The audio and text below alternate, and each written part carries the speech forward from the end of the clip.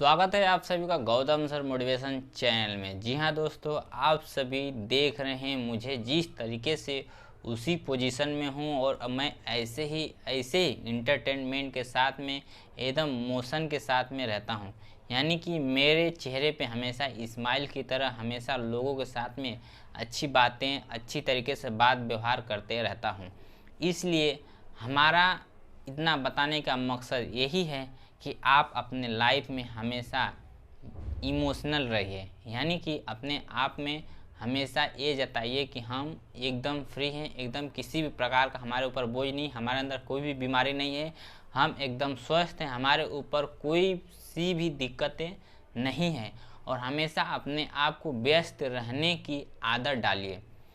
अब आप सोचते रहें कि मैं इतनी सारी कहानियाँ क्यों बता रहा हूँ। मेरी कहानी बताने का यही मकसद है कि आज के टाइम पे जो इंसान की सबसे बड़ी समस्या है वो है सिर्फ और सिर्फ दुख से लोग इतने आज जूझ रहे हैं कि लोग उसे निकलने की कोशिश ही नहीं करते हैं, और निकल भी जाते हैं तो फिर से वापस से उनकी दुख आ जाती है। अब हम बताने वाले हैं कि दुखी रहने के 10 कारण, यानी कि किस किन कारणों से हम दुखी रहते हैं और उससे किस तरीके से हमारे शरीर पे साइड इफ़ेक्ट पड़ता है। तो ये सारी चीज़ें मैं आज इस वीडियो में देखने वाले हैं।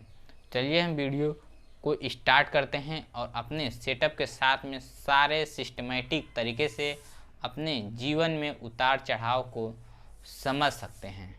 तो हमारा सबसे पहले ये बातें हैं कि जब आपका जो शरीर है ये हमेशा की तरह एक कार्यरत शरीर है, यानी कि हमेशा चलती फिरती, और जब हम एक स्थिर अवस्था में रहते हैं तो भी हमारा शरीर जो है कार्य करते रहता है। न किसी से बात व्यवहार किसी से भी अगर नहीं कुछ भी, अगर आप एक जगह पे शांति दिमाग से बैठे भी हैं तो भी आपका ये शरीर है ना हमेशा कार्य करती रहती है, क्योंकि जो अंदर के जो पार्ट्स होते हैं हमेशा बॉडी में हलचल करते रहते हैं, अपने कार्य 24 घंटे इसके जारी रहते हैं। तो ये सारे हमेशा जो है कि आपके लाइफ में दुख देते हैं, लेकिन हमें उससे लड़ने की भी क्षमता देते हैं, इसीलिए हमें कोई इफेक्ट नहीं पड़ता है। जब हम आउटपुट यानी कि बाहर से जब हम कोई कार्य करते हैं तब हमारे अंदर तरह तरह के दुख की समस्याएं आ जाती हैं। तो अब बाहर से कौन कौन सी समस्याएं हम उत्पन्न करते हैं उससे हम देखते हैं।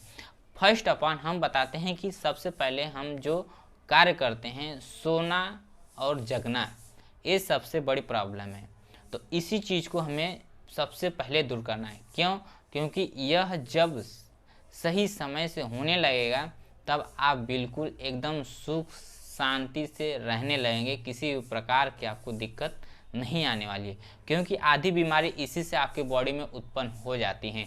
अब कैसे होती हैं? जैसे कि आपका टाइम है 10 बजे रात को सोने के लिए और सुबह 5 बजे जगने के लिए, लेकिन जिस दिन आप 11 बजे सोते हैं और सुबह में आप 12 बजे 10 बजे 9 बजे 8 बजे उठते हैं, इस तरीके से बिना टाइम के कभी पे भी आप उठिए कभी पे भी सोइए, तो आप अपने बॉडी को कभी भी आप रिलीफ नहीं पाएंगे, फ्रेश नहीं महसूस करेंगे, हमेशा आपके सर पे बोझ जैसा बना रहता है।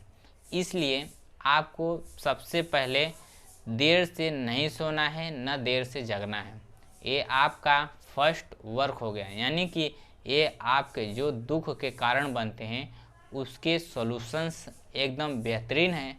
अगर आप इसे फॉलो करते जाते हैं तो आपके लाइफ में कभी बता रहा हूँ कि दुख आने ही वाला नहीं है। अगर आएगा भी तो कुछ क्षण के लिए आएगा, जो कि आपकी इम्यूनिटी पावर इतनी अंदर से बढ़ी रहेगी कि उसे आप लड़ के वो इम्यूनिटी पावर आपके दुख को ख़त्म कर सकती है। तो इसीलिए हम जब सक्षम रूप से अपने कार्य को करते रहेंगे तो हमारे साथ दुख की कोई सामना ही नहीं होने वाली है। तो हमारा जो नेक्स्ट पॉइंट है कि भूतकाल में जो हमारी यादें रहती हैं, जो हमारी बीती हुई घटनाएं रहती हैं, उसे हम याद करके हम अपसेट होते हैं। कभी कभी फ्यूचर, कभी कभी भूतकाल में, पास्ट में होता है कि हम बहुत अच्छे थे, ऐसी इस हालात में थे कि हमारे पास कोई समस्या नहीं थी, हम बहुत चैन से सुकून से जी रहे थे, लेकिन प्रेजेंट टाइम में जो हो रहा है वर्तमान काल में और भविष्य काल में देखा जाए तो इस तरीके से घटनाएं हम सोचते हैं तो हमारे ऊपर बहुत ही बड़ा वर्डन हो जाता है, माइंड पे प्रेशर हो जाता है। इसलिए इंसान दुखी में रहता है। अब कैसे रहता है? इस सारी चीज़ों को सोच के कि हम जिस कंडीशन में शायद हम उस वक्त बहुत अमीर थे भूतकाल में, और इस टाइम वर्तमान काल में हम बहुत गरीब, यानी कि हमारी ऐसी हालात है कि हमें 2 वक्त की रोटी भी मिलने की कगार पे नहीं है। और हम यहीं से हम अपनी फ्यूचर सोच लेते हैं कि हमारे आने वाली अगली जनरेशन में क्या होने वाला है, जब हमारी इतनी एज में इतनी अच्छी कंडीशन में आके यहाँ पे कंडीशन ख़राब हो गई है, तो आगे न जाने क्या क्या हो सकता है। तो ये सारी बातें हम लोग सोच के अपने आप को दुख के संकट में डाल देते हैं। तो चलिए हम देखते हैं कि नेक्स्ट पॉइंट की बिना किसी के मांगे उसे हमें जो उसकी कहते हैं कि सलाह होती हैं जिसे वो जानना चाहता है, उस चीज़ को हमें नहीं बताना चाहिए, न बोलना चाहिए। जो सलाह होती है कि जैसे हम बताते हैं कि आपको इस तरीके से काम करना चाहिए कि आप अपने लाइफ में अच्छे एक इंसान बन सकते हैं। तो जब तक वो आपसे किसी भी क्वेश्चनिंग नहीं करता है, तब तक आप उसका जवाब देने की कोशिश न कीजिए। यानी कि हमारा एक ही मकसद यही है कि सामने वाला बंदे के दिमाग में क्या चल रहा है वो हम नहीं जानते हैं, इसलिए जब तक आपके पास वो नहीं आता है तब तक आप उसके पास जाने की कोशिश न कीजिए, न उसे कुछ बताने की कोशिश कीजिए, क्योंकि वहाँ पे आपके साथ किसी भी प्रकार के प्रॉब्लम या समस्याएं आ सकती हैं। तो यहाँ पे अभी हमारा नेक्स्ट पॉइंट है कि किसी के लिए कुछ भी न करना। यानी कि जब किसी कारणवश कोई इंसान बीमार पड़ जाता है या कोई इंसान के पास बहुत ज़्यादा मुसीबत आ जाती है, तब हमारे पास सब कुछ होते हुए भी हम किसी प्रकार की उसकी मदद नहीं कर पाते हैं, तब हमें वहाँ पे जाहिर ये महसूस होता है कि हम इतने कैपेसिटी में रह के हम उसके किसी भी लायक नहीं बन पाए, उसके हेल्पफुल नहीं बन पाए, वहाँ पे भी हम दुख के कारण बना लेते हैं। अब हमारा नेक्स्ट पॉइंट आता है कि बिना किसी कारण के झूठ बोलना नहीं चाहिए। झूठ बोलना बहुत ही बड़ा पाप है, लेकिन आज के टाइम पे देखा जाए, प्रेजेंट टाइम में, कि झूठ एक लोगों की आदत बन चुकी है। न चाहते हुए भी इंसान लोग जगह जगह पे झूठ हमेशा बोलते रहते हैं। इसी आदत को लोग नहीं बचा पाते हैं, नहीं इसे समझ पाते हैं, क्योंकि ये झूठ बोलने की जो आदत जो लग गई है, यही आदत उनको कहीं ना कहीं जाके इतना गड्ढे में गिरा देती है कि कभी वो उठ नहीं पाते हैं। अभी हमारा नेक्स्ट जो पॉइंट है ना, अब जिस तरीके से हम कह रहे हैं कि आप एक सिंगल आदमी हैं और आपकी घर की सिचुएशन बहुत ख़राब है, और उस सिचुएशन में आप बहुत मुसीबत के साथ में 2 वक्त की रोटी कलेक्ट कर पा रहे हैं, तो इस सिचुएशन में आप अपने ही बारे में सोचते रहेंगे कि हमारे साथ क्या हो रहा है, हम किस तरीके से कारण किस तरीके से नहीं।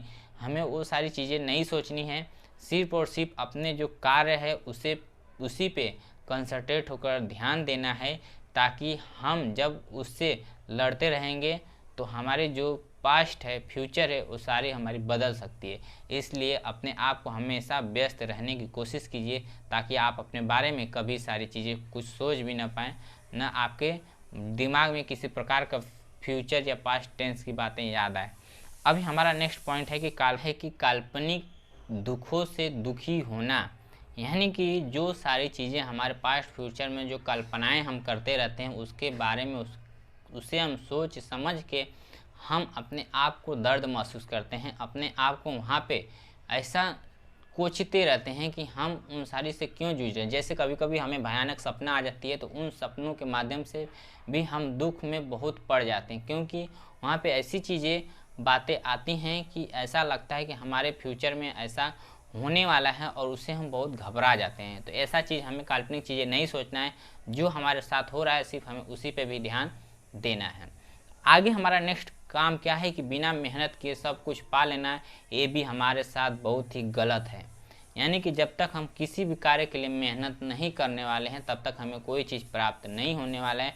अगर आप सोचते हैं कि हमें घर बैठे सब कुछ मिल जाए, तो ये नामुमकिन है। आप जब तक मेहनत नहीं करते हैं, तब तक वो चीज़ हासिल नहीं कर पाते हैं। पैसे के लेन देन में हिसाब न रखना, यानी कि कहने का मकसद यही है कि आप जब तक किसी के साथ में पैसे का व्यवहार रखते हैं, उसका हिसाब रखते हैं, तो आपका हिसाब रखते हैं तो आपका वो माइंड जो है ना डाइवर्ट हो जाएगा, क्योंकि आप कितना खर्चा किए, किससे लिए, किससे दिए, ये सारी चीज़ें आपको एक डिस्टर्बिंग बना सकता है। तो इसे भी आप माइंड से निकाल दीजिए।